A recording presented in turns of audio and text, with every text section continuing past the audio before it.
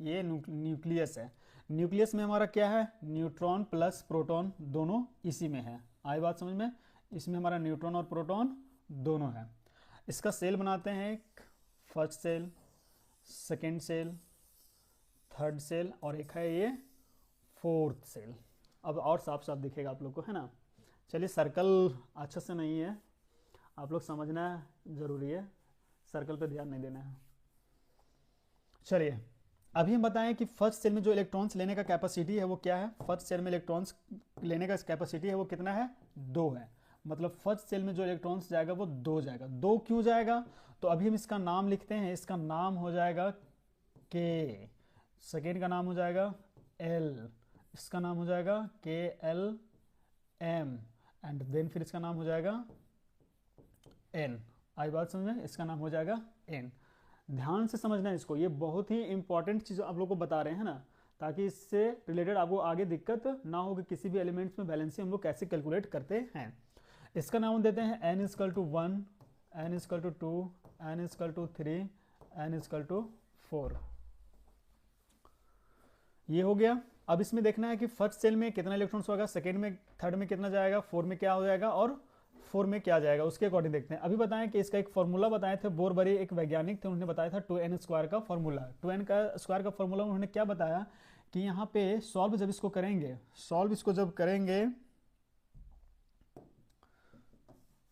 इसको जब सॉल्व करेंगे तो यहाँ पे लेना है हमको क्या, 2 इंटू 1 का स्क्वायर करेंगे। 2 इंटू 1 का स्क्वायर क्यों करेंगे, क्योंकि फर्स्ट सेल का निकालना है कि फर्स्ट सेल में जो इलेक्ट्रॉन्स जाएगा वो फर्स्ट सेल में इलेक्ट्रॉन्स लेने का कैपेसिटी कितना है। तो इसीलिए यहाँ पे हम लोग 1 लिए हैं, नंबर ऑफ 1, मतलब जो नंबर ऑफ सेल है वो 1 को ले रहे हैं ना, फर्स्ट सेल का निकालने के फर्स्ट सेल में कितना कैपेसिटी है। तो जब 2 को गुना करेंगे 1 से, 2 को गुना करेंगे 1 से, तो 1 का स्क्वायर करेंगे तो 1 ही होगा, तो फर्स्ट सेल में कितना जाएगा 2। इसको गुना करेंगे 2 का स्क्वायर करेंगे, 2 का स्क्वायर हो जाएगा 2 इंटू 4, कितना हो जाएगा, ये 8 हो जाएगा।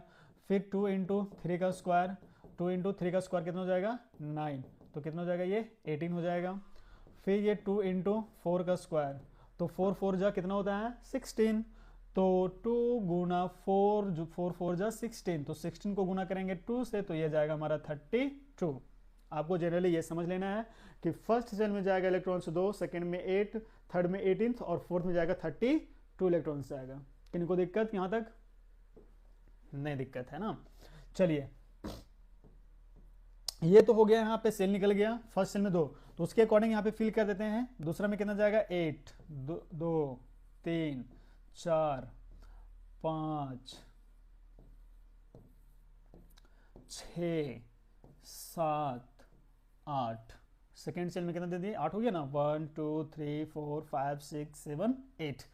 फर्स्ट में हो गया 2, सेकेंड में हो गया 8, थर्ड में कितना जाएगा 18। तो इस प्रकार इसको क्या करेंगे, पूरा में सब में फिल कर देंगे। आई बात समझ में।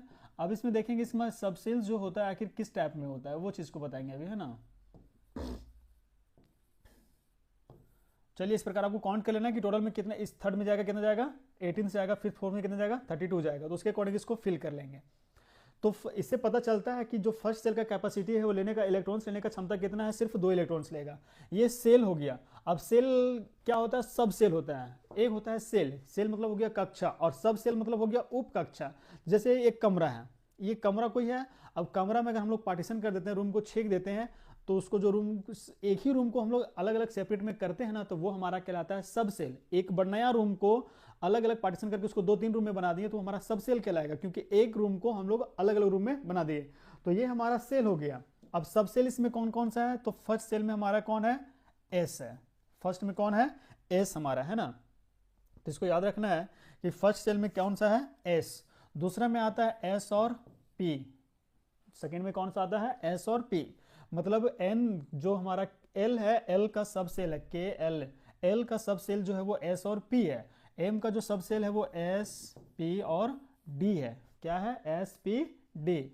और एन का जो सब सेल है वो एस पी डी एफ। आई बात समझ में, एस पी डी एफ।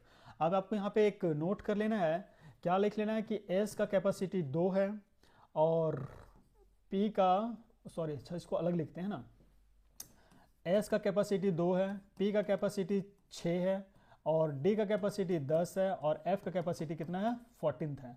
तो आप देखो यहाँ पे कि दोनों के बीच में 2 और 6 के बीच में कितना का अंतर है, +4 का अंतर है। कितना डिफरेंस है, +4 का डिफरेंस है। 2 6 10, 2 और 6 के बीच में क्या है, +4 का डिफरेंस है। फिर 6 और 10 में देखिए आप, तो क्या दोनों के बीच में डिफरेंस कितना का है, +4 का। मतलब 2 में अगर +4 को ऐड करते हैं तो कितना हो जाएगा, 6। फिर 6 में फिर +10 करते हैं और 4 करते हैं तो कितना हो जाएगा, 10। 10 में फिर +4 करते हैं तो ये जाएगा हमारा 14th हो जाएगा। आई बात समझ में। तो इससे पता चलता है कि फर्स्ट सेल में जो लेने का S का कैपेसिटी है वो 2 है, P का कैपेसिटी 6 है, D का कैपेसिटी कितना है, 10 है, और F का कैपेसिटी कितना है, वो 14th है। इसको आपको दिमाग में बैठा लेना है, इसको किसी भी हाल में भूलना नहीं है। आप भूलोगे तो फिर समझ में नहीं आएगा, है ना। तो ये याद रखना है, first cell, second cell, third cell में ये इसका सब सेल दिया हुआ है। फर्स्ट सेल का सब सेल कौन है, S, सेकंड का SP, फिर थर्ड में SP DF। आई बात समझ में।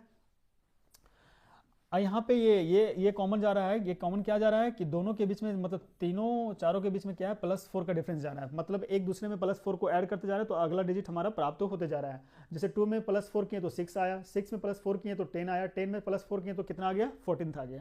तो इस प्रकार हम लोग क्या बोलते हैं कि इलेक्ट्रॉन्स को, एटॉमिक नंबर को डिस्ट्रीब्यूट करते हैं सेल में, कि फर्स्ट सेल में क्या जाएगा, सेकंड सेल में क्या जाएगा। आई होप कि आपको अब समझ में आ गया होगा कि फर्स्ट सेल में 2 ही क्यों देते हैं, थर्ड में 6 और 2 8 क्यों होता है।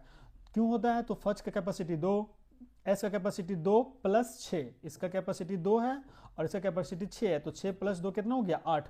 तो 8 इलेक्ट्रॉन्स दिए हैं। इसका कैपेसिटी कितना है, 2 6 + 10, तो कितना हो गया, 10 6 18, 10 6 16, 16 और 2 कितना हो गया, 18। तो थर्ड सेल में कितना जाएगा, 18th जाएगा। और इसका हो जाएगा 2, फिर 6, फिर 10 और फिर हो जाएगा 14th। तीनों को कैलकुलेट कर जाएगा तो कितना जाएगा, 32। आई बात समझ में। किन्हीं को दिक्कत, आई थिंक दिक्कत तो नहीं होना चाहिए, क्योंकि आपको तो इजी वे में बता दिए फिर से हम एक बार में, क्योंकि ये क्लास तो फिर से लिए थे और दोबारा आपको रिटेन करवा दिए। अब किन्हीं को दिक्कत। ये था हमारा स्ट्रक्चर ऑफ एटम का क्लास, कि फर्स्ट सेल मतलब किसी भी एलिमेंट्स का जो इलेक्ट्रॉन्स डिस्ट्रीब्यूशंस करते हैं हम लोग, मतलब उसका विन्यास करते हैं, वो इसी फॉर्मेट में करते हैं। आपको ये याद रखना है, ये बहुत ही इंपॉर्टेंट चीज़ है ना। चलिए एक एग्जांपल लेते हैं दूसरा। आई थिंक कि आपको ये चीज़ पूरा क्लियर समझ में आ गया होगा, है ना। चलिए अब निकालते हैं फिर से एक बार, हम लोग क्या निकालते हैं,